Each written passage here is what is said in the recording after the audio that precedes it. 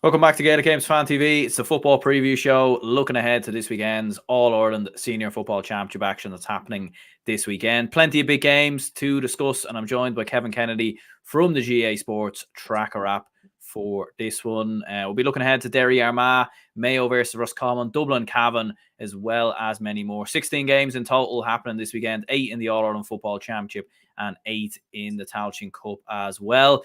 Suppose first of all, Kevin, I mean, the All-Ireland Championship maybe has been a little bit underwhelming so far this year in terms of there hasn't really been a lot going on. There's been a few maybe spills and trills and provincial championships and everything else. And looking at the games this weekend, again, there's probably only a few that really whet the appetite. But are we gonna know a bit more come the end of this weekend in terms of where the championship is at? Unless there is, I don't think there's going to be any major shocks on the cards. But unless there is, like a Meath win over a Kerry or something like that, there's nothing going to really change. I think I read the other day, yesterday or maybe the day before, on whereby someone put up saying there's 9 games between now and the All Ireland final in hurling and 27 in the football. It's just there's a bit of a lull. I think this year, we can absolutely feel the lull. I don't think Ulster Championship was absolutely outstanding. I enjoyed it because it was competitive.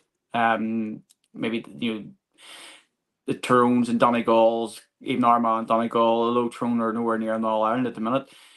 It was still a tight enough game and it made it interesting. But no, I think it's time we had a wee look at these to see whether they are still the right way to go. Yeah, I suppose with the groups, I know obviously having 3 teams go through from each group, it does remove dead rubbers to a certain extent. Obviously going into the final game, like you'll have some teams that are still fighting for third and everything else. But I don't know, I feel like because even last week, like at the Dublin Roscommon game, I was at that game and you knew there was no jeopardy for Roscommon. You knew losing that game meant absolutely nothing to them. And even like Derry's defeat to Galway, and we'll get onto Derry's game against Armagh, but Derry's game against Armagh should be like a knockout game, really. Do you know, it's kind of mental to think that Derry could lose 3 games on the bounce, then go out and beat Westmeath, and then they're still in the championship. So yeah, I feel like maybe 2 teams should go through, and that does seem to be maybe be the general consensus anyway, or even just go back to the old format. Yeah, I think to say there's no dead rubbers, we're looking at some of these games, and not that they're dead rubbers, but if Derry don't win this weekend, as you say, they only have to beat Westmeath next week, and that's them too. So it's not the end of the world. So Mickey Hart is left with a bit of a conundrum, which we'll get into as well. But yeah, I mean, I don't see an awful lot that was wrong with the backdoor system. You lose one game, you go into that back door, and you fight your way through that. And I think it went on for long enough. We were happy enough with it. But yeah, I just think that every time we change something, there's nothing wrong with tweaking it every so often. Not changing it completely, just saying, right, we tried to get 3 teams through and only one get out. Drop it down to 2, let 2 go through and go straight into quarter final or whatever it might be. But yeah, I don't think it's right. I think I've certainly felt it this year, a wee bit of a meh sort of moment. Yeah. I think because the groups last year was the first time, obviously, we got the groups. I feel like they were a bit of a novelty. They were a bit interesting. Maybe there was a few kind of big games that stood out early on. But James says here, hello lads, worried about Tyrone against Clare. Need to step up. Yeah, look, I mean, the banner is certainly waiting in the wings, and we'll get onto that a little bit later. But starting with Derry against Armagh, it is obviously the big game, the standout fixture really of the weekend. As we were saying there, Derry coming in on the back of 2 defeats in a row. Obviously, the defeat to Donegal, the defeat to Galway as well. Armagh did get over the line against Westmeath last week. I feel like that game was probably brushed under the carpet a little bit with how hectic of a weekend it was. But Armagh did get the victory. They did get the win there. So huge pressure on Derry here. I suppose, as you said, it is a bit of a mad one. They could lose this and probably will still end up in the same section of the All-Ireland where they're going to end up, even if they could win the game potentially. But it's still a massive game for Derry for pride and everything else, because if they were to lose at home in their own backyard to Armagh, that would be like a massive setback, I think, for Mickey Hart. Yeah, I think that any Derry fan out there will want to go out the strongest team possible. Neighbours in Armagh, they want to put on a performance in there and they want to get a result, especially after their last 2 games, which they were disappointing in. But from a completely non-emotional side of it, I don't think Mickey Hart has anything to lose by playing an understrength team, or for want of a better phrase, getting more experience into some of them players on the bench, like Shay Downey and Matthew Downey and things like that. And the reason for that is, Aaron, the last week I think Mal, our colleague, had threw up the stats saying that there was only, out of that bench, there was only like 5 full-time games in that whole bench. And the only way you will improve upon experience is by giving players more game time in championship. This isn't a winner takes all. Against Westmeath, no matter what happens, if no matter what happens tomorrow night or on Sunday, against Westmeath will be almost like a showdown. Whoever wins that one will finish either second or third to Roscommon, to Galway. But no, I think if you were very pragmatic and non-emotional about it, you would ask Derry to play a lot of their fringe players and also give McAvoy and Doherty more time to come back as well. And just accept it that you're not winning this game. But I don't think he'll do that. I think he's a proud enough man that he'll want to go out and win it, and he will play as strongest hand that he has possible. In terms of Armagh got by Westmeath, let's call it that. I don't think that their Ulster performance is away. I don't think that underperformance in the Ulster final is now in the back of their memory because they've overcame Westmeath. I'd much rather they had played a tougher team like a Derry or Galway in their first, and really put it up to them. I don't think Armagh are all singing, all dancing just yet, and they haven't got over that hangover. And again, I think the game, the build-up maybe has been underwhelming as such, is why I'm not sort of reading into it an awful lot. But I wouldn't expect a great game here at all. I'm not expecting a great game. It probably is the pick of the weekend in terms of, 2 now Division 1 teams, 2 Ulster teams, a repeat of last year's Ulster final, but I don't think we're going to get that on Sunday evening up in Celtic Park. Who comes out on top? I'm not too sure. I think that Derry, in terms of numbers, like Derry aren't too far away from where they've ever been. Derry have always been consistently, even if they were getting beat their last 2 games, they were hitting 28 and 29, 30 shots a game. Their conversion rate just wasn't great. And if they can increase that conversion rate by 5% or so, they'll be up there. They'll be well within winning territory. Yeah, A2 says here, you can't just forfeit a game against your rivals, though. Optics are horrible, and not that it matters because Armagh will do what they always do and piss the bed. Yeah, probably has happened too often for Armagh recently, in fairness. Yeah, look, I think whenever you have the looks and the feels and the optics and everything off it and the emotion there, I can understand why what I'm saying is complete and utter madness. But if you remove everything, just say, look, it's a business, run it as a business. We're not out to win this one. We have to put all our eggs in a basket against Westmeath, which will get us back in some sort of momentum. Yeah, like I don't think he would do that. It's just something that I would do as a neutral from the outside looking in.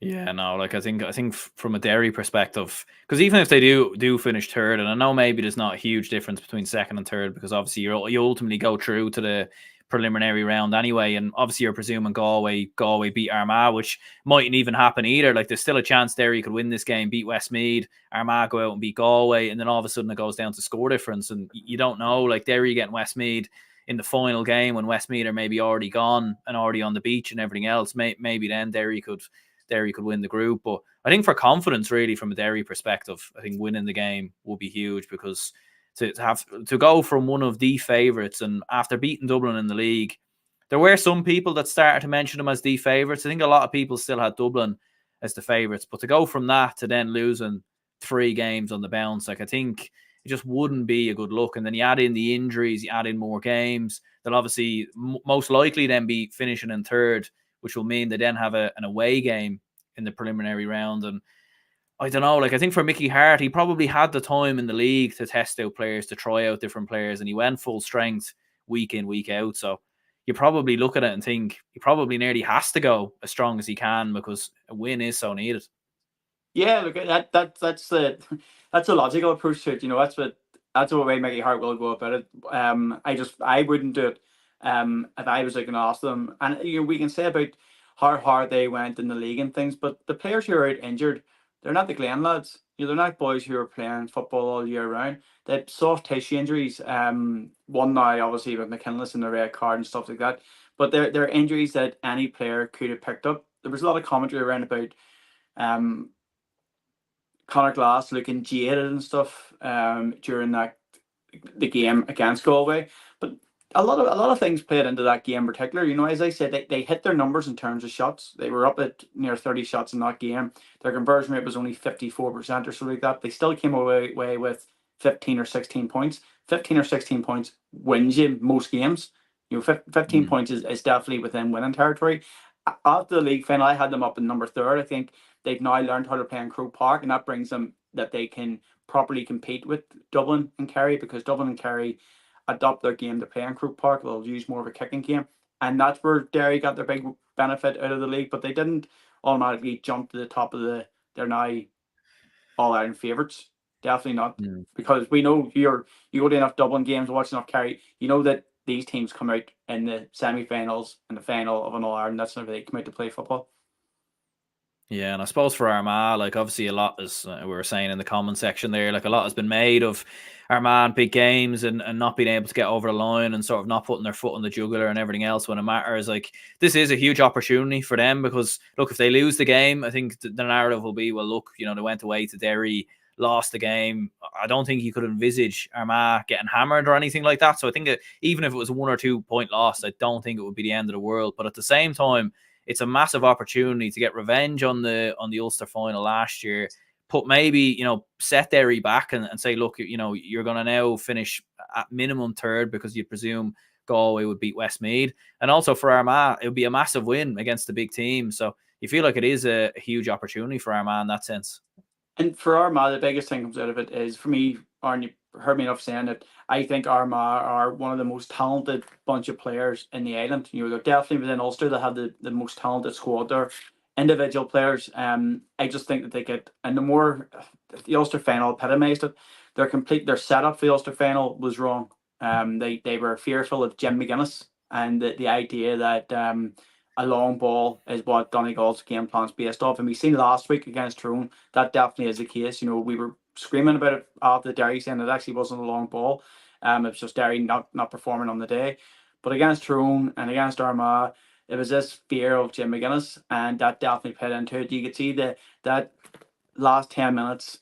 It's not even, I think, you know, you piss the pot. It's the players go into game management and they try to manage the game. Look at what Dublin don't manage a game. Dublin are winning a game by 3 points. They'll not try and control that. They'll try and get 6, 7 points on the scoreboard. Same as Kerry, the same as Derry if they get into that position as well. Game management isn't what it was 5 or 6 years ago of keeping possession and trying to work down the clock and things. It is game management is getting up there and keep on knocking over the scores, or putting the ball dead. If you put the ball dead, you then have a chance of resetting and getting back into the game. But yeah, I'd be a lot after the Ulster final. I'm more concerned for Armagh than I've ever been before. I thought they would have won Ulster from the outset the last 2 years. I just don't think that they get their tactical aspect of the game right. How do you see this game going then, ultimately? Like I think it's Armagh's to lose. I do think it's Armagh's to lose. I think even with, if they brought McAvoy and Doherty back into it, I still think it's Armagh's to lose. But I think it'll be extremely close. And I'd love to see Armagh. They were, again, 2 points ahead to press on. But if I was going to call it, I would call it a draw, or else an Armagh win. And I think, as you said, Aaron, it's a point either way. Yeah, I think so. Like, I'd probably edge towards Derry, to be honest. I think, look, obviously, McAvoy, I think he was an unused substitute the last day. Will he be back? I think it'd be absolutely huge coming back. Obviously, they won't have McKinless, as we very well know. But I think to have 2 defeats on the bounce, and as you said, I don't think they were that bad against Donegal. It was just mistakes and big moments. I thought they were the better team up until that red card in the opening 10 minutes against Galway. And even with 14 men, I still think they fairly competed quite well. Like, they nearly got that goal at the end from McGuigan, you know, and then the Galway goal at the end, probably, you know, it was a 2-point game at that stage. So yeah, like I'd probably go with Derry narrowly, I think, to nick it. But as you said, like it is a massive opportunity for Armagh. Yeah, look here, you're 100% right on the numbers, Aaron. Derry weren't a million miles off. Derry performed as good as what they did in the league in almost every department, apart from that conversion rate. Yeah, Dean Brennan says here, Loud Monaghan should be on GA Go. It's going to be the game of the weekend. Yeah, probably is a game that should be on. Like, I mean, like I know they're showing Cavan Dublin on GA Go, and unfortunately I won't get to go to the game, so at least I'll get to watch it. But at the same time, yeah, like that's a massive game they're missing out on GA Go there, in fairness. Yeah, yeah. I suppose they're probably balancing that out with the big teams, and then also getting into the Tailteann Cup and giving them game time or screen time as well in there. But out of all the games, it's going to be a competitive one. It's going to be one whereby we all know Monaghan are very capable of getting a win somewhere, and on Louth's recent form, Louth will find it, not easy, but they'd be expecting to go away and getting those 2 points as well. 100%. It is going to be a great game. Absolutely, and we'll get on to that. But Westmeath Galway obviously is the other game in the group that contains Derry and Armagh. I think Group 3, I think it is. Look, Galway, massive favourites. You'd expect Galway to come through it. Westmeath, though, they do tend to raise their game when they're playing better teams. Even against Armagh last week, they competed fairly well. It was obviously a 5-point loss away from home. We saw what they did in the groups last year. They gave a good account of themselves against Galway last season as well. And obviously Galway look like they've turned a corner, and many people would feel like they have turned a corner. But at the same time, like Galway have to go out, win this game. And, there can't be any more of the same sort of crack we saw when they played Sligo as an example. Like, they need to go out and put this to bed. Yeah, I think that Galway will find it not hard to get up for this game, but they've obviously got to their iconic final there. They get up for it and they won it, and then they played a really tough opponent in Derry, and they've seen that as 2 massive points, particularly at home. So they've had to get up for that, because if they didn't win that game, they would have been in trouble. Obviously, having to go away to Armagh. But ultimately, I think that we still have to remember Galway are Division 1 team, Westmeath are Division 3 team, going up into Division 2. It will be tight for them. They obviously won Division 3 this year with a brilliant performance in Croke Park with a lot of long ball going in there. I don't know how well Westmeath will cope with. I mean, I don't know whether Damon Comer's back. He'd be playing at all. I know he played a bit of the game last time before he had to go off with his ankle. But it's games probably like this whereby you need more of your players to be coming into the game and actually remain in teams that you are Division 1. I think in terms of markers, I think Galway and Armagh probably something there that neither will kick on and win by 15 points. They're not Donegals, they're not Derry's of this world, they're not Dublin's of this world. I would say that Armagh's probably a good benchmark in that form, and I'd say probably Galway by 5 points. Yeah, I'd go with that as well. Like you mentioned there, Damien Comer. Obviously, Shane Walsh is back. You've got Killian McDade back. Matthew Tierney's obviously back on the side now as well. Paul Conroy, very good the last day. Do they risk them lads? Like, even with Armagh coming in the flesh, I suppose, like, you win this game, you beat Armagh, and you're guaranteed straight into a quarter final. You're going to avoid Dublin and Kerry in that quarterfinals as well. You'd imagine probably Donegal, the way things are looking. So, like, for Galway, will they go as strong as they have the last time out, or could there be a bit more rotation here? No, I think for Galway, again, if I was Joyce, I would be doing the complete opposite of what I'm saying in Derry. I'd be going full hog. This is your opportunity to get, another 2 points and get you through. That even that Armagh game, it's probably, if you needed to rest players or whatever it is, you could do it then. They're unlike Derry, whereby they've had the majority of their team the whole way through the league that could used to playing.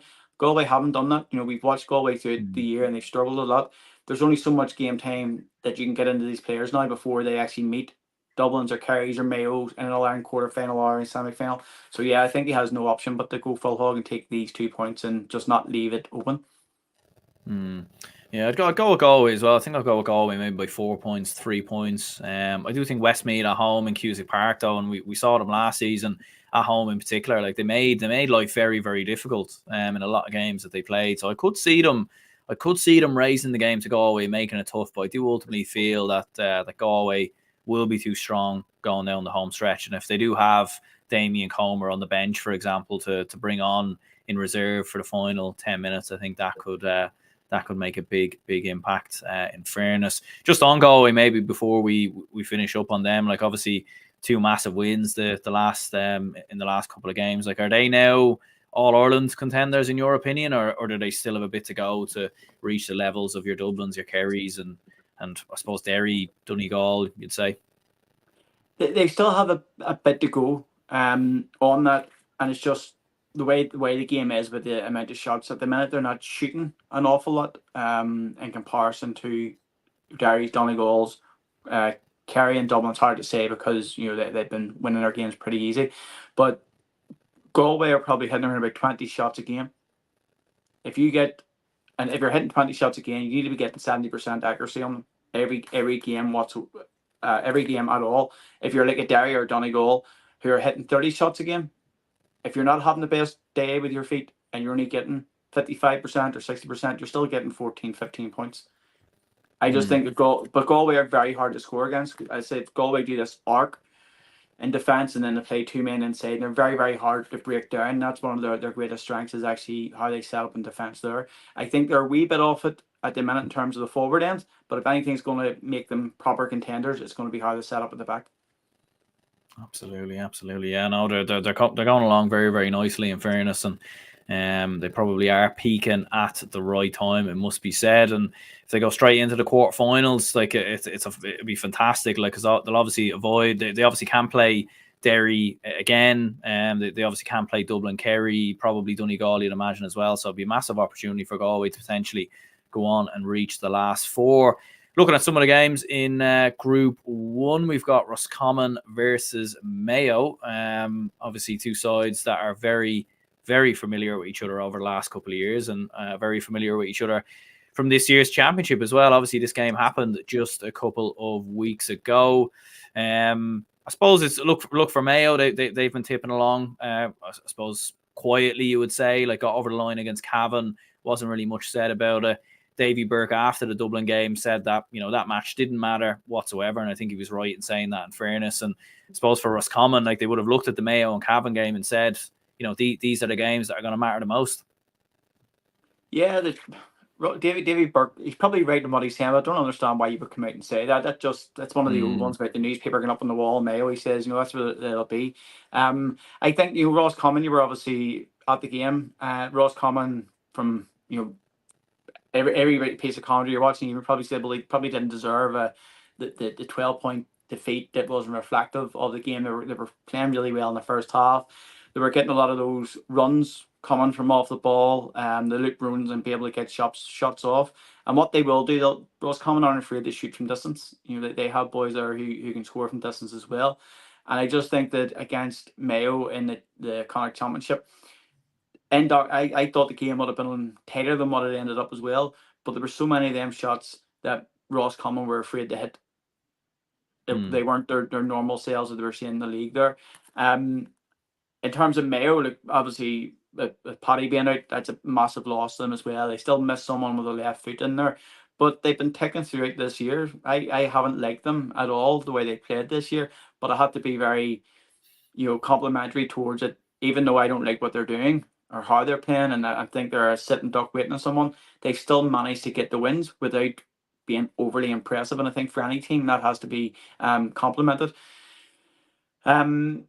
I think that whenever it comes onto that, there's I don't know how accurate the stat is, but apparently if you play a team twice in the championship and they beat you the first time, you don't beat them the second time. Or you beat whoever wins the first time doesn't win the second time. I would expect a massive recoil from Roscommon from the day that Mayo humbled them. And if Roscommon can, I don't know what he has to do, bring out the super glue or bring out the Gorilla Glue, whatever he has to do to put a first half and a second half performance together. If it came to that, bringing your players in at half time, whatever happens, just they haven't been able to do it all year. But if they can string a full game together, I think they'll win this, and they win it well. I think that if they do win it, it won't be a bad point. It'll be like 3 or 4 points.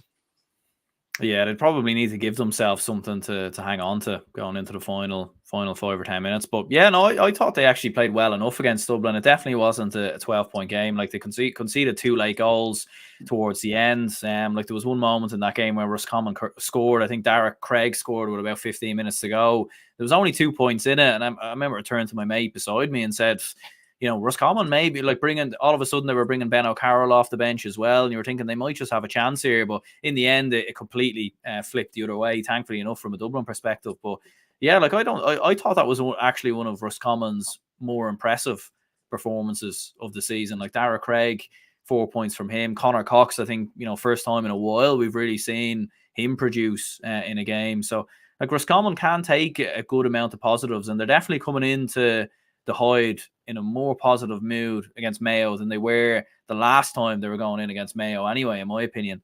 Yeah, and they need that. They will take good heat from from the Dublin, they'll know that wasn't a 12-point defeat, wasn't reflective of their performance on the game. You know, that they'll know that there was. Unfortunately, you give Dublin a half a sniff, and they're going to take a goal each and every time. You know, and you can't afford that at all. Mayo aren't as clinical as that. Very few teams will actually be as clinical as that. And they definitely will be there. You know, there's Davy Burke's had a tight year. He's had a hard year. A lot of comments around about him this year. A lot of comments around about Roscommon. But if they can get the players playing and get into that early lead, Mayo will find it hard to come back. And Mayo will get frustrated with what they do with O'Shea. Do they leave him in there, drop him back in the midfield, or that's where Cavan McStay will be really tested. Yeah, and I suppose it was this time last year really where things started to fall apart for Mayo. Really, like I think they beat Louth in the second group game, but that was like they just about got over the line, and then obviously lost to Cork a week later. A2 says still don't see any evolution in Mayo. Like I know you've been saying that as well. Like I suppose like they did bring Cillian O'Connor back the last day, and I think he scored 4 points from play. But like for Mayo, it's hard to really judge them, to be honest with you. Like you felt like they had the game won against Galway, completely fell apart in the final couple of moments. They've been tipping along nicely. I feel like we know the players that they have in Ryan O'Donoghue. We know how good Matthew Rowan can be as well. But again, it's very, very hard to know where Mayo are at. We're probably not going to know where they're at until a quarter final, or maybe when they play the Dubs in a couple of weeks.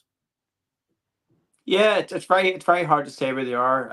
As the comments just said, there has been no evolution. They haven't found anything. They still haven't found anything from last year. Haven't found anything for maybe a year or two actually. And I think that there's people within Mayo who'd be frustrated with that as well. You know, as to why that there's no left-footed taker in there. Even though Ryan O'Donoghue free this year, it was against Galway, was it? I can't remember who it was against. Maybe Dublin. Dublin go down him, and he kicked it across the face of goal. It was a moment of brilliance, but the only reason why he done it was because he couldn't hit it with his left foot, and it didn't suit a right-footed taker. And a county as big and as powerful as Mayo, they should have players that are going to do it. And I do know they had players on it who've been up and haven't made it and haven't cut it. Their boys playing under 20 and haven't got it. But yeah, I think that I've been proved wrong every time this year, and I says that they're not going to do well, and they end up just getting a result. And that's the thing about them; they will forge out results until it comes to the All-Ireland semi-final. Yeah, is that positive though? Maybe at the same time, because we haven't always seen that from Mayo. Like usually, like with Mayo, you feel like if they play well, they'll beat you, and they'll play some wonderful football doing so. Now, maybe apart from All-Ireland finals, now they play quite well, and unfortunately, they still end up losing them. But you felt like they could get hammered, they could be brilliant, but rarely have we saw them just grind results out, and that is what seems to be happening under Cavan McStay, which I think is what makes it so hard for people like me and you to judge them, because we haven't seen this too often from Mayo. Yeah, it takes a huge pat in the back from them, because on the numbers and everything goes with it, they're not a team who should be getting the wins that they're getting. They're a team who maybe were fortunate enough to stay in Division 1 on the stats and everything else goes with it, but they've got the results. You compare that with Armagh last year, who were getting beat by Kerry by a point, away from home, Galway by a point. They were running teams very, very close with a full strength team. As far as they go, they just couldn't get over the line with it, and they've never been able to get over the line with it. So the fact that they aren't hitting the numbers that they should be, but they're still getting wins, shows a lot of character about the team. It's just whenever they get found out for that, because obviously teams are now coming with a full package to meet them. You're going with a Roscommon win. I think I'm going to go with a draw, to be honest with you. I think I'm going to sit on the Big L fence, I think, for this one. But again, I wouldn't be surprised, to be honest with you, like if Roscommon done it. I think if they can perform the same way they did against Dublin, and maybe just a little bit more, like they only had 3 scores, I think, on the day. So if they can just start Ben O'Carroll maybe and get a little bit more, maybe get a bit more from Enda Smith, I think they could very well do it. Other game in the group is Cavan against Dublin. I suppose the question really isn't who will win the game, but how much will Dublin win the game by? Like I suppose for Cavan, it's like it must be an awkward one, really. Like it's a great opportunity to play the Dubs, and look, at least it's not in Croke Park, it's in Breffni Park, and everything else probably be a great occasion for the Cavan supporters. But without doubt, like Cavan, if they're going to get out of the group, it's gonna probably come down to the Roscommon game on the last game if they're going to have any chance, really. So I suppose it's probably a hard one to approach this for Cavan, and probably similar for Dublin as well, who I'm sure we'll already be thinking of that Mayo game in a couple of weeks. Yeah, the only thing that's really sort of, I suppose, good about it is that the Dubs are going up in the Cavan. They'll make it a day out of it, and there'll be a bit of a buzz. It'll be an opportunity for people in Cavan to go along and watch one of the greatest ever teams to play, in terms of the players that are in there. Fenton, Kilkenny, playing in Breffni Park, that would get any kids out watching that game. Cavan, without Paddy Lynch, had this game been with Lynch, I would say it would have been a bit closer. But at the minute, Dublin are blowing Division 1 teams out of the water, high up Division 2 teams, of which Cavan, they were unlucky this year not to get promoted. Maybe they didn't want promoted in the end, but they knew where it was going. I think that we just face a different Cavan team now with the absence of their most significant, influential player in Lynch than what we did 6 weeks ago, 12 weeks ago. The Cavan who played Monaghan in the Ulster first round, they wouldn't have beat Monaghan that day if it wasn't for Lynch and how he played. But yeah, I think you take the main player out of any team and they will struggle, especially whenever you're coming up against the ultimate kingpins in the game right now. If Cavan were to keep it within double figures, just into single figures, that would be a massive win for them, in my view. Yeah, A2 says Dublin do this to teams though, competitive and tight for 50, 60 minutes and still win by 8+. We've seen it 100 times. Yeah, it's been the mantra really for Dublin. It's an interesting one. I could see it under 10 points, to be honest with you. I could see Dublin rotating a little bit. No, not heavily, but for example, I could see Evan Comerford potentially starting in goal. I think he actually he might potentially be injured. He did actually. Yeah, so I think he's out, and David O'Hanlon potentially might be injured as well. So I'm not too sure who did actually go. But usually Cluxton does tend to sit out the games outside of Croke Park. So yeah, there could be little bits of rotation here and there, and maybe some changes in midfield, some younger lads to come in. Maybe Jack McCaffrey might start, but ultimately, you're not going to learn a whole pile about Dublin this weekend, and it's probably something similar we'll say about Kerry when they go to Meath. Yeah, but look what you're saying there, Aaron. Maybe Jack McCaffrey will start. Maybe McCarthy will start. These boys are luxury players. We've so many problems up here. What? But that's what I mean. Even if Stephen Cluxton did travel, I just think it'd be if you were a Cavan supporter, you would go along, you bring the kids to it, and you'd be saying, "Look, see him. He's one of the best ever played the game." And that's what that game's an opportunity for. Cavan have done really well this year, but this for me is a dead rubber. It's not going anywhere. Absolutely, yeah. How much margin of points do you think it will be 10+, or? I think it could be. I think that maybe Dublin probably don't score as many goals outside of Croke Park. Having says that, they've only played outside about 3 times in the last 20 years, so I don't know. No, I'd say I think 12 points is a good marker. I think if Cavan managed to keep it below 10, it'll be an excellent result for them. Yeah, I'll go with a 9-point win. We'll be kind to the El Cavan lads, hopefully, and hopefully they'll get a good day out. I'm sure Big John McMahon will be on to us anyway, letting us know how the occasion is and everything else. Quite the day out for the Cavan supporters. Mikey says here the coverage of the games this year has been a mess. It seems to be getting worse. Games like Louth, Monaghan should be on RTE, and yeah, I suppose that does bring us on to the Monaghan Louth game. Very disappointing that it's not on TV. I know Matthew Hurley put up a tweet last week. I think there's 16 games this weekend, and there's only 5 being shown across TV, GA Go, and everything else. So yeah, I mean, it's this is one game I think everybody would have wanted to see. Will many people aside from Cavan and Dublin fans watch Cavan and Dublin? Probably not. But as a neutral, I think a lot of people would tune into this just to get a look at Louth, and you feel like there's a massive opportunity for them to potentially turn Monaghan over, but fortunately not on TV. Huge. No, I think the TV ones, there seemed to be more games on last year on TV than what there's. I don't know what it is, but there seemed to be more games, even on GAA Go. There was there, but I just think that the argument for GAA Go falls down to the quality. If you're logging on to watch a streamed game, are you expecting halftime analysis and pre-match and talk and post-game interviews or anything? And maybe that's where they're paying out on the massive amount of expenses, and the cameras also you get the different angles. Or is what you're after actually just to watch a game, and it's something like the way Clubber run? Clubber will provide you with I don't know, 50 games in Kerry alone for £100 a year. You can go, but the quality obviously isn't there. They have one camera, maybe two cameras, and just a commentator, and that's it. But you get to watch the game, and I think the GA probably need to go somewhere in between that, where we're not after RTE or the Sunday game. What we're after is show as many games as you can. That it's almost like the red zone on the NFL. We're not really interested in halftime analysis or post game evaluations, particularly whenever the games aren't going to mean an awful lot to it as well. But on the game itself, I think that the Louth Monaghan, it's a brilliant opportunity for Louth to continue their good form that they're in. They obviously put it up to Dublin for a long time in the Leinster final. They blew Meath out of the water, came away with what was a 10-point win, which obviously fantastic for them. And they Monaghan probably looked at this as their opportunity to get points in this league at home to Louth, who were somewhat lucky to stay up, and not lucky, but they stayed up in Division 2 this year. As the sort of third bottom team. Monaghan no doubt penciled this in as one that they can come away with, but I don't think they will. There's a scalp in Monaghan somewhere this year. We know that with Monaghan, we know they're capable of great performances, but I just think that Louth have turned an absolute corner, and the players believe in themselves. They believe in what they're trying to do. They have fantastic footballers, not only in just Mulroy, but Big Graham's in there as well.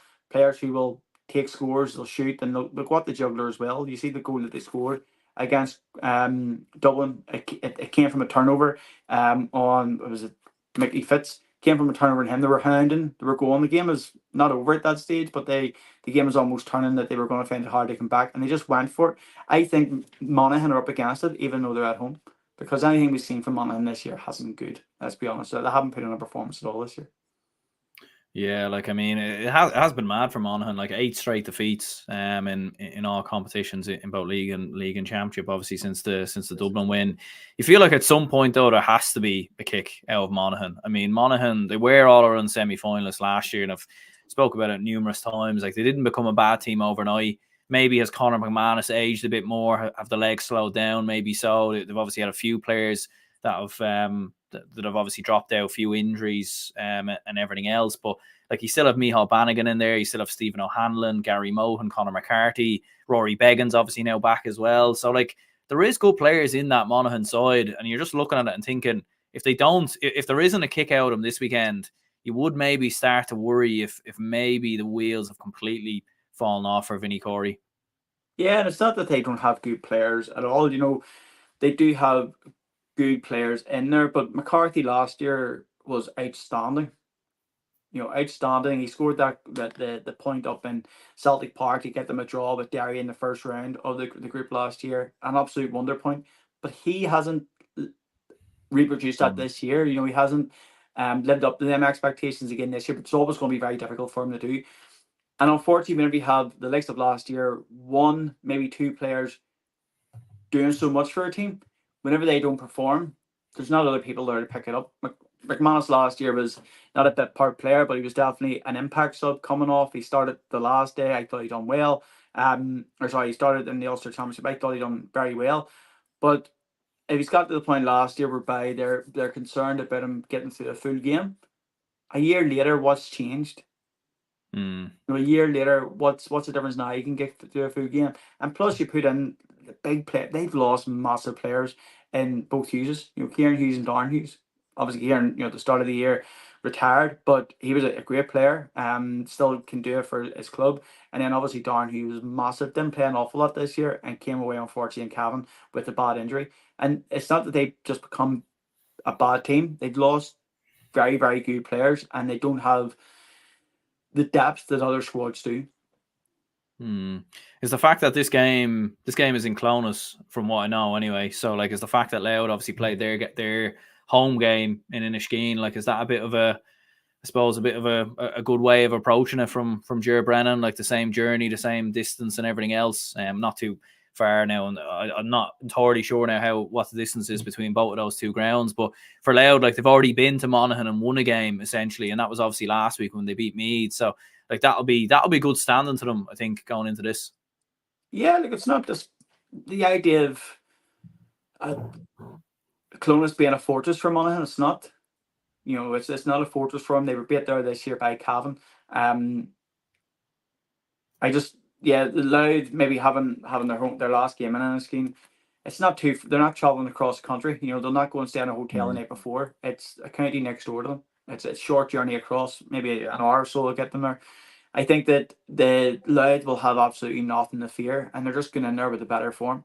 They're two teams that maybe overall haven't completely crossed over in terms of Louth are going this way and Monaghan's going that way. They're probably coming to a crossroads now. If this ended in a draw, I wouldn't be surprised at all. I think out of all the games this weekend, that's the one you probably put in for a draw there too. But I just think that Louth potentially have that bit more fresher legs and their form's just that bit better coming into the game. Yeah, Dean says here, as a Loud man, I'm worried about this one. A lot of ties between both counties. Going to be a nervous bank holiday weekend. Yeah, it absolutely will be, because like you win, like you'd imagine Loud won't be Kerry. So if you win this, then you have a home draw in the preliminary round, which I think will be huge for Loud. And as we were saying, like I think some of their players have obviously been mentioned quite a lot, like Samuel Roy and Conor Grimes and everything else. But like even the likes of Craig Lennon, like he scored 1-2 or 2-1, I think, the last day. So like they're finding so many. Like I think 25 goals is what Louth have scored in both league and championship this year. Nobody's scored more goals than them in the entirety of the GA year and in Gaelic football. So like I mean, some going, and like I suppose for Monaghan, when you're conceding lots of goals as well, like it's such an advantage for that Louth team to have. Massive, yeah, because Monaghan are leaking goals. I know Began wasn't there for a lot of the year, but they are leaking goals at the back. And even whenever Began's there in nets, he's Began for me isn't a Niall Morgan. He's not someone who'll take on a man and go. If he decides to play that sweeper role and he comes out too far, we've seen it enough times this year. Big Sam will have a go from anywhere. If he sees that, just have a go. And Brandon will be pointing that out. He'll be saying, look, if it's on, go for it and see what the crack is. It's not like Cluxton who'll sit in his net and you can't do it there. Monaghan's game plan is based around Rory Began more so than anybody else in the pitch. Absolutely, yeah. A2 says here, Loud will tum tum. Yeah, that's quite the call. What do you reckon then? Are you leaning towards a draw? I think Louth will win, but I don't think it'll be 5, 6, 7 points. I think it'll be maybe a point in it. And if it ended on a draw, out of all the games, I wouldn't be surprised. But I do think Louth will come away with a win. Yeah, I'll go for Louth to win as well. I think it'll be very worrying for Monaghan if they were to lose by 6, 7 or 8. You'd all of a sudden look at, okay, not only are Monaghan regressing down to Division 2, but could it actually be worse potentially? Like so, and then there'd be massive question marks over Vinnie Corey and everything else. But no, like I would go with Louth as well. I think by 2 or 3 points, the momentum that they're carrying coming into it, and the fact that Monaghan, like they look so poor against Kerry, like 2 points I think of the first half. So massive work to be done for them. Meath and Kerry is the other game in this group. I suppose 10, 15 years ago, this would have been a packed out, sold out house. But obviously Meath have regressed hugely. And they are playing this in Park Tailteann, in fairness. But much like the Cavan Dublin game, like you can't see a world where Kerry don't win this comfortably. And unfortunately for me, like they'll probably nearly be hoping Louth beat Monaghan, in all honesty, because then they might have a chance at beating Monaghan themselves in a couple of weeks. But yeah, it's not looking good from a Meath perspective. Yeah, Meath looking Larry to do them a favour. I'll not go down that part. Well, not part of the word. Like I think it's another one of those games whereby you Kerry, like Dublin and Cavan, Kerry need to get up for it so that they don't, by some miracle, slip up or go down a rabbit hole and never get out of. But I can't say it. I just think in all form, the league form, everything else, Meath are an established mid-table Division 2 team. Kerry on their day are a top-table Division 1 team. And that's just what the game is. Again, it's one of them ones whereby Kerry will come out, potentially start like house on fire the way they have done their last couple of games. And the game could be over within the first 15, 20 minutes. And then it's about them trying to sort of not concede goals and work on their defensive performance. But Meath obviously will be hurting from the Louth game. Conceding 3 goals, maybe they will try and tighten up a bit, maybe play a wee bit more defensively. But Kerry have more than enough players to be shooting from distance. Even if the ball comes in, they play quick, aggressive football. If Paul Galvin's back in, Sean O'Shea score from anywhere, David Clifford, Paddy Clifford, all these boys will start taking over points for fun. Yeah, like I'd worry for Meath, to be honest with you. Like I think, especially after being beaten in the way that they were against Louth, and I know some Meath fans were saying recently in recent videos, like, like Meath knew from the get-go that they were in the group stages. Like they knew before the league, so their whole championship, their whole year had been built towards the group stages. And you get Louth first up, your massive rivals, and then to be completely blown away and beaten out the gate, I do think was very worrying.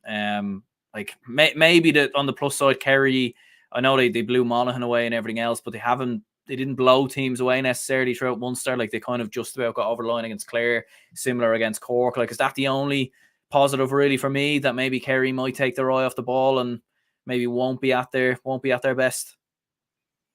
It's something that they can look at, but again, Kerry only need to get a bit like Clare. I think they did blow Clare out of the water for a long part of the game, and then sort of the feet came off the gas. But geez, you could have put two Clare teams out there, and they were never going to close that gap by the end of it. And I think that's just where Kerry will come out. They will make their job really easy at the start and completely blow Meath out of the water. And if Meath come back in the second half and they start to knock over a few more points, maybe even getting a goal, I wouldn't be surprised not. But I can't see them getting within 10 points of them. Yeah, no, I think so as well. I think it will be very comfortable indeed from a Kerry perspective, and yeah, it could be 10 plus, could be under 10. I think it just depends on what Kerry want to do with them. In all honesty, Group 4, you've got Cork versus Donegal. Group 3, I think it is. I think I've mixed all the groups up at this stage, but we've got there in the end anyway. I suppose Jimmy's been winning a lot of matches this year for Donegal, unbeaten in both league and championship, only team to be unbeaten in both league and championship, and they are going to Parky Rin, I think, as well, which is interesting. So obviously not in Parky Queeve, but like you couldn't imagine Donegal will slip up here. I mean, Cork do tend to raise their game at the best times against bigger teams, but surely the unbeaten run for Jim McGuinness doesn't end this weekend. No, I can't see it, and I think where Donegal are now, I think that they were fortunate enough to get over the line against Derry. I think that obviously the goals won the games there. Derry underperformed on the day, but ultimately that Donegal were maybe lucky to get through on that. I don't think they performed particularly well against Tyrone in the Ulster Championship. I think that against Armagh again, Armagh underperformed more so than Derry overperforming. But the last day out, Donegal absolutely impressed me beyond belief. Like they had 30 shots with 70% conversion, 21 points. That wins you all Ireland's, let alone a championship game. So their most consistent aspect of them is that they will shoot and shoot often. They'll get those 28, 29, 30 shots again. If they can match anywhere near that performance, that level of consistency in terms of conversion rate, like they did against Cork in the league. What did be a Cork by in the league? Was it 10 points? Yeah, it was the first game, wasn't it? And They they played them in Ballybuffet. I think they blew them out of water, I think. blew them out of water, and they went hard and they went from the start. And Cork didn't know what to do. They were playing against the breeze right enough, but they just didn't know what to do, and they kept on going out, kept on kicking that same ball out to the left hand side. And I think you watch Cork, if Donegal do a high press on them, the way Donegal's midfield playing at the minute, they will absolutely eat Cork up. They just seem to be playing really well. And they Cork, to be fair, them after that league game, they went away to Portugal halfway through and they came back a different team. But they only beat Clare by 2 points. I know Clare are now up in our Clare Division 3 team. They really got their act together after the first two games in the league. They've come good. They did do rightly on Kerry for a long period of time, but I think it was still 10 points or so in the end, or 9 points on it. But I mean, Cork didn't go ahead to the 60th minute. Clare stuck with them the whole way. You don't get your opportunity with Donegal. If Donegal turn up, Donegal could have this game over at half time. Yeah, they definitely could, in fairness. A2 says, I do not want to play Donegal as a Dublin fan. Maybe it's the PTSD talking, but they are a serious outfit. Yeah, no, look, as a Dublin fan, you certainly would want to avoid them for as long as possible anyway, until a semi-final maybe or something like that. But yeah, like, are Donegal now in the All-Ireland contender bracket? I mean, you've got Dublin and Kerry in there. I mean, I suppose many people still have Derry obviously in the bracket, but you feel like Donegal, like you have to take them seriously now at this point. I know obviously when you look at the grand scheme of the year, like in terms of top teams, they've obviously played Tyrone, they've played Derry. They haven't faced too many Division 1 teams, in fairness, and maybe that's something again that makes it hard to judge them. But like you have to take them seriously now at this point. I think they're probably fifth or sixth. I think you do have to think about them. I do think they're dangerous. I think their game's probably based too much upon running for Croke Park. I think Croke Park need to have a long kicking game, which Donegal don't tend to use. But I think that they're for where they are this year, Donegal turned Derry over something like 21 times inside, 13 times inside their own, and say Donegal's 21 inside the score, where balls were dropped short. Derry definitely underperformed that day. If Derry meet Donegal again, I think Derry win. Armagh underperformed in the Ulster final against them. They were 4 points up and then panicked and tried to manage the game with 5 or 6 minutes to go, which you just don't do, and end up cost themselves there. Tyrone to me aren't a division aren't anywhere near serious contenders for All Irelands. I think Tyrone are going through a major transformation at the minute. Their Ulster performance, where it was a draw, was masked only because Donegal were so poor at shooting that day. They only had 36% conversion in the first half.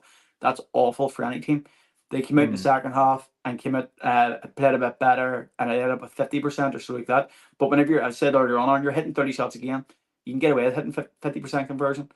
So if Donegal are to be serious contenders for it, they need to find something else whenever they go to Croke Park. Because all Derry were caught out last year by trying to play and run a game in Croke Park. You can run all day, you can run up to 65 minutes in Croke Park, and then your engine goes.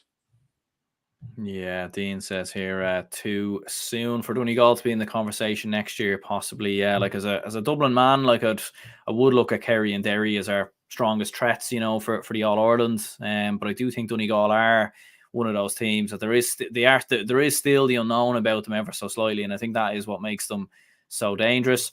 Tyrone versus Clare should be a comfortable win for Tyrone. I know James was saying earlier he was a bit worried about this game, but surely Tyrone, you'd imagine, should put Clare away.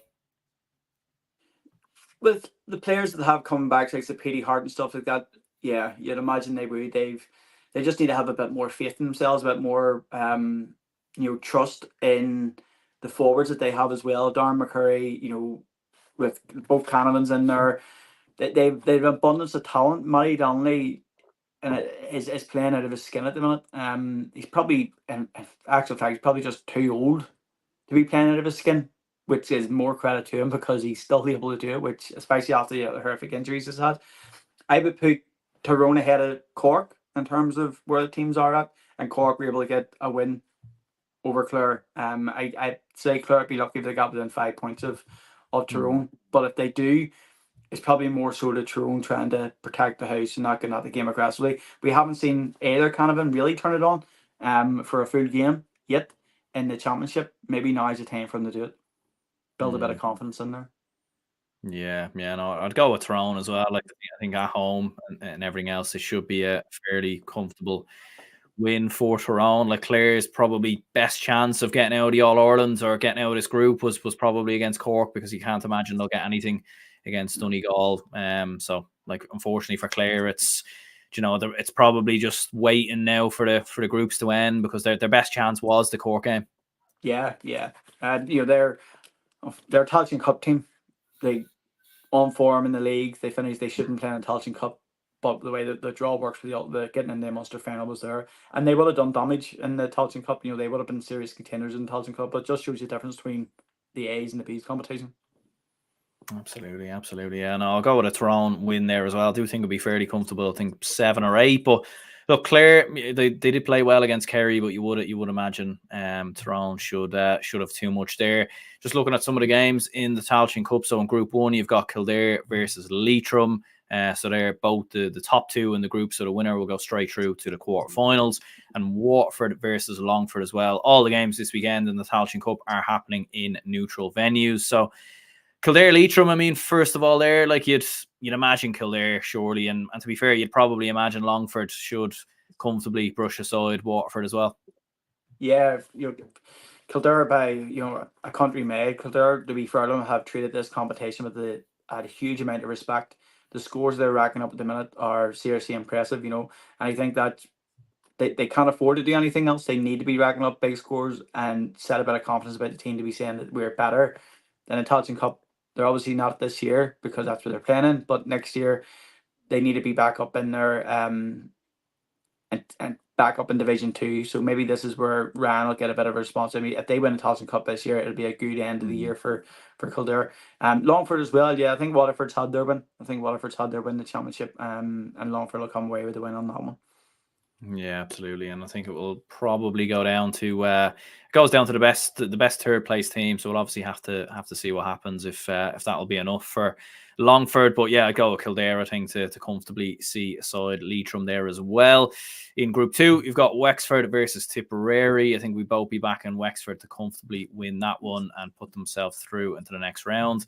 And Sligo versus Antrim, both sides on 4 points there as it stands going into this game. So I suppose this is probably Antrim's toughest game in the Tailteann Cup. But as an Antrim man yourself, could you see Antrim getting anything against the very informed Sligo team this weekend? Sligo's my worry. It is my worry. I don't know if they have the players this year to get them over there. And they've been doing an awful lot with injuries. If Adam Loughlin came back 2 games ago, he didn't play last day, I don't think, but he came back 2 games ago and got a bit of a run out. Rory McCann's back in. Antrim will not be beaten by 5, 6, 7 points. They could win this game, but most likely thing is that they'll probably go on to the next stage along with Sligo, and they might meet in a semi-final or so down the line. Both teams could potentially do. I think Antrim, they'll be lucky to get the win, but I think they could get the win. Yeah, I suppose when you're looking at all these games, like I'd probably back Sligo in the current form that they're in. They certainly are probably one of the contenders, one of the favourites to win this competition. I don't think they are the favourites, but I think they're definitely one of the sides who possibly could win it. But yeah, no, I think Antrim could have a chance, in fairness, but I think I will go with Sligo just narrowly to come through that. Group 3, Fermanagh versus Laois and Wicklow versus Carlow. Fermanagh Laois, I suppose, is an interesting one. I mean, Justin McNulty obviously going up against the Fermanagh side, but Fermanagh, much like Sligo, should be too strong there, you'd imagine, for Laois. Yeah, it just depends on what Fermanagh turns up. It's their first game, they had a great win, bit tighter in their second game. Don't know why that was down to injuries or whatever, but Laois they're a common team. They definitely are. They performed really well in the league this year. Probably haven't performed so well in the championship. Even the Tailteann Cup, they have got their wins, but it's probably been against teams they were expected to win against. I think Fermanagh are just in a different place right now. They're a team coming down from Division 2. Laois are a team coming up from Division 4. Fermanagh on form should win it. Absolutely, yeah, and you'd imagine Wicklow beat Carlow as well. Though Carlow, to be fair, they were very competitive with Laois, and I think both of these two sides are on 0 points, I think, from what I know. So I mean, it's a massive game, to be fair. Big for Oisin McConville as well, especially after getting that Westmeath win earlier in the year. You're really thinking they'd kick on.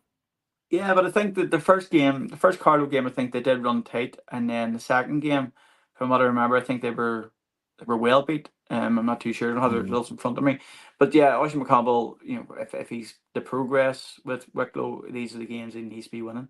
They're the team he's going to be meeting next year. Yeah, Dean says here, 1/3 place won't get through to allow New York play. That's seriously unfair to the team that's put out and the supporters. Yeah, it is unfortunate. If you could just add New York into a group and just have a group of 5, I think that would be ideal. But I suppose the problem then is you'll have 2 teams coming over to New York, and the cost of it and everything else. I don't think it would be feasible. But yeah, probably is a little bit unfortunate. But then again, should 3rd place teams even be going through in the first place? I don't really know if they should be, but that's just how it is. Daniel says, when was the last time Tyrone and Clare played in the championship in football? Don't recall myself. I'm pretty sure it's actually the first time ever they're playing each other in the championship, from what I know anyways, from looking into it earlier. So unless they played each other back in the Donkeys years in the 20s or 30s or something like that, but they certainly haven't played each other anytime recently. Looking at the last games in the Tailteann Cup, then Limerick versus London and Down versus Offaly.